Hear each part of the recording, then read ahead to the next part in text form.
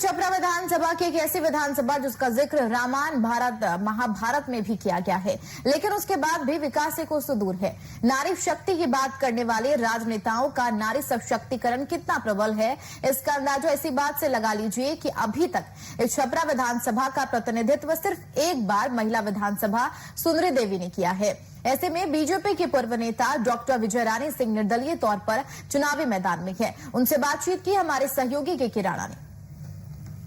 शिव पुराण, महाभारत और रामायण में जिस धरती का जिक्र किया गया और जिसकी पावनता को दिखाया गया, उसी धरती पर यानी कि बिहार के उसी हिस्से पर हम पहुंचे हैं जिसका नाम है छपरा।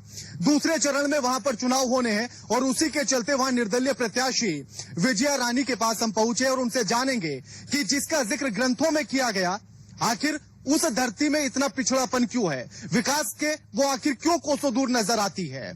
स्वागत है आपका मैम वीआईपी न्यूज में। देखिए, यही सब बातें देखकर, यहाँ के लोगों का कष्ट देखकर हम राजनीति में उतर के और इस सेवा धर्म से आए हैं। कुर्सी से मेरा कोई भी लगाव दूर दूर तक का लेना देना नहीं है, लेकिन लोगों की पीड़ा है। पहले भी हमने धर्म का काम किया है, सेवा भाव से किया है, निष्ठापूर्वक किया है और अभी भी करने जा रहे हैं। और मैं अगर विधायक बन गई तो निश्चित रूप से सेवा का दायरा बहुत बड़ा होगा। आप पहले बीजेपी में थी, अब निर्दलीय तौर पर आप चुनावी मैदान में हैं, इसका कारण? क्योंकि बीजेपी वाले लोगों ने मुझे इस योग्य नहीं समझा। मैं तो अपने आप को समझ रही थी कि मैं ही एकमात्र नारी सशक्तिकरण के लिए एक उम्मीदवार हूँ, लेकिन फिर भी मुझे टिकट नहीं मिला, तो इसी के चलते और कोई बात। आपके इसी सवाल से मुझे एक बात याद आ गई कि अगर छपरा विधानसभा के इतिहास को देखा जाए, 1957 से शुरू होता है विधानसभा बनने के बाद जो चुनाव पहली बार हुआ था। ऐसे में अब तक यानी कि 2020 तक अभी तक सिर्फ एक बार सुंदरी देवी ने ही यहाँ का प्रतिनिधित्व किया है। उसके बाद नारियों को मौका क्यों नहीं मिला? अब टिकट बांटने वाले लोगों ने क्यों नहीं ध्यान दिया इस पे, ये तो हम नहीं बता सकते। लेकिन हाँ, मैंने हिम्मत किया है नारी सशक्तिकरण, औरतों की जिम्मेदारी पूरी करने के लिए, निभाने के लिए। वहाँ ही नारियों की पूजा होती है जहाँ देवता रहते हैं। जिस बात का जिक्र मैंने अभी शुरुआत में किया था कि शिव पुराण में जिक्र है, रामायण में जिक्र है, महाभारत में इसका जिक्र है, आखिर वही छपरा विकास से इतनी कोसों दूर नजर क्यों आता है कि आप किसी भी और अगर नजर उठाकर अपनी देख लें तो हर जगह पर अभाव नजर आता है और विकास कहीं दिखता नहीं है, आखिर क्यों?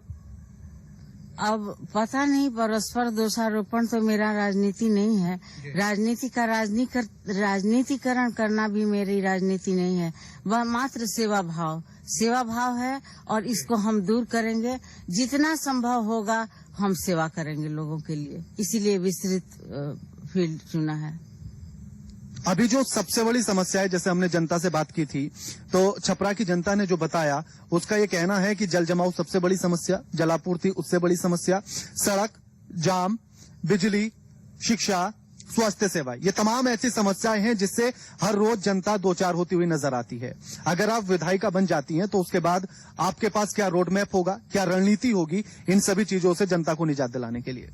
देखिए, मेरी कोई रणनीति तय नहीं है कि प्रोफेशनल नेता है नहीं कि पहले से रणनीति तय हो जाए। लेकिन जैसे मैं मल्टी फैक्टोरियल मेरा डेवलपमेंट होगा। स्वास्थ्य विभाग से आई हूँ, इसलिए स्वास्थ्य प्राथमिकता रहेगी। अब जहाँ एक तरफ खाई एक तरफ कुआं वाली बात होती है, एक तरफ दलदल, एक तरफ कीचड़, एक तरफ बहुत ही मतलब आसान नहीं है इसको सुलझाना, बहुत मुश्किल है। लेकिन हम पूरी सेवा भाव से हम आए हैं इस फील्ड में अपनी इच्छा से। जनता की सेवा आप किस तरह से करना चाहती हैं और बदलाव आप किस तरह से देख रही हैं? देखिए, जिसको जिस चीज की जरूरत होगी वो चीज मुहैया करवाएंगे हम। मान लीजिए किसी को खाना नहीं मिल रहा है तो उसके लिए जल जमाव और रोड सेकेंडरी होगा, लेकिन खनुआ नाला का विकास, स्वास्थ्य सेवा, रोड बनवाना, ये सब बहुत प्राथमिकता समझेंगे।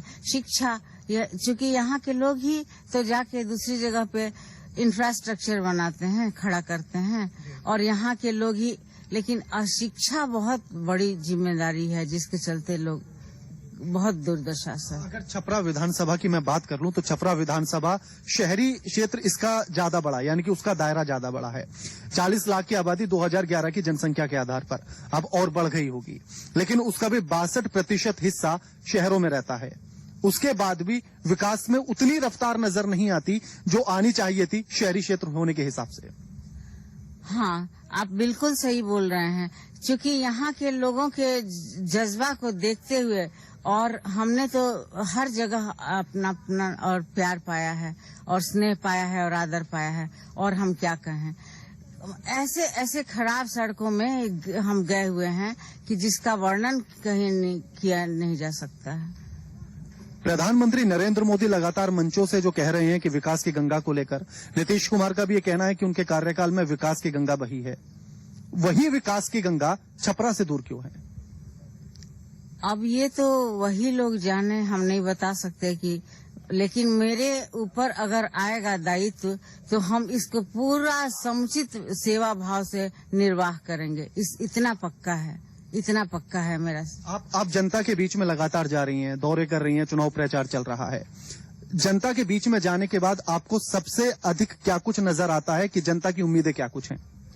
एक तरफ पानी, एक तरफ बरसात का पानी, एक तरफ नाले का पानी, मतलब विचित्र स्थिति है, परिस्थिति है।